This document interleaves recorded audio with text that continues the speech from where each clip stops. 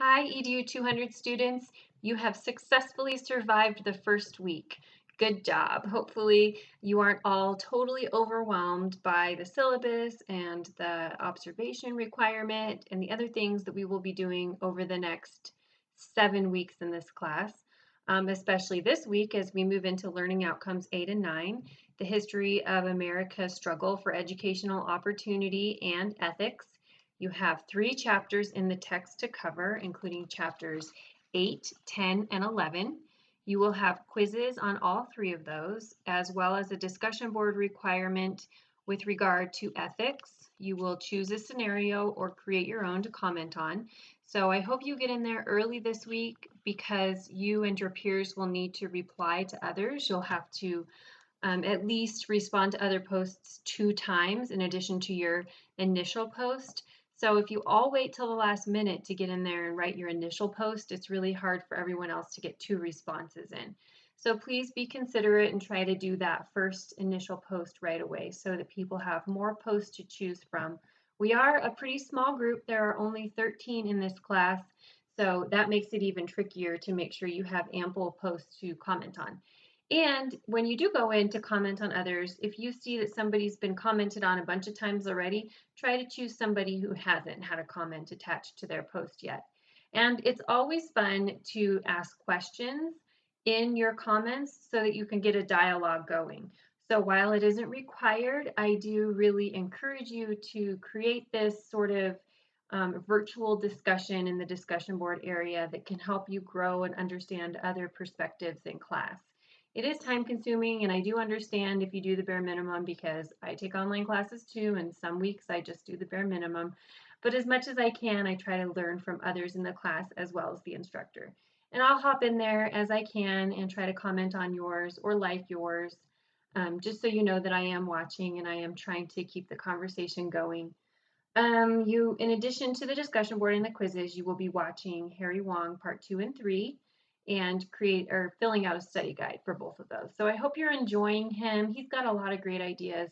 He's really well known in educational circles, not just for classroom management, but really for all things education.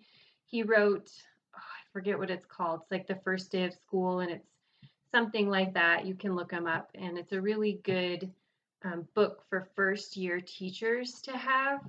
Um, it just sort of walks through some of the things you can expect, some of the routines you should plan for, just a bunch of things that you may not think of your first year because you're busy running around like a chicken with your head cut off. So check him out. He has other videos and other books if you're interested.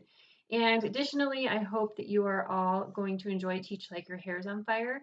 Rafe is pretty wonderful. He's got some pretty wonderful ideas. He's inspirational, upbeat, positive.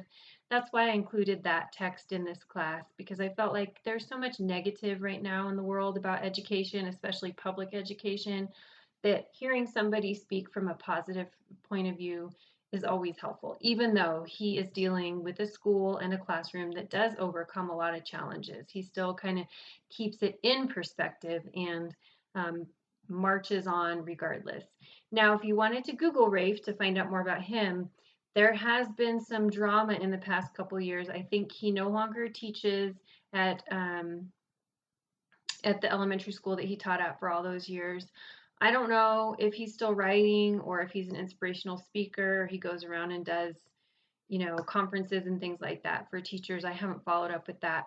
But there is a movie about the Hobart Shakespeareans, or documentary rather, that I have, and you probably could find it at the library or maybe on Netflix or somewhere else. That's pretty good if you wanted to see an actual video of him interacting with students. It's sometimes hard to imagine how the things he promotes in his book work in real life, but the documentary does go into that in quite a bit of detail.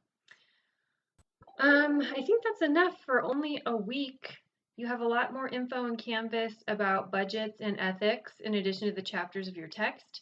So give yourself plenty of time to get through all of this material. This is a condensed class, a condensed format. So plan to spend quite a few hours a week getting as much done as you can.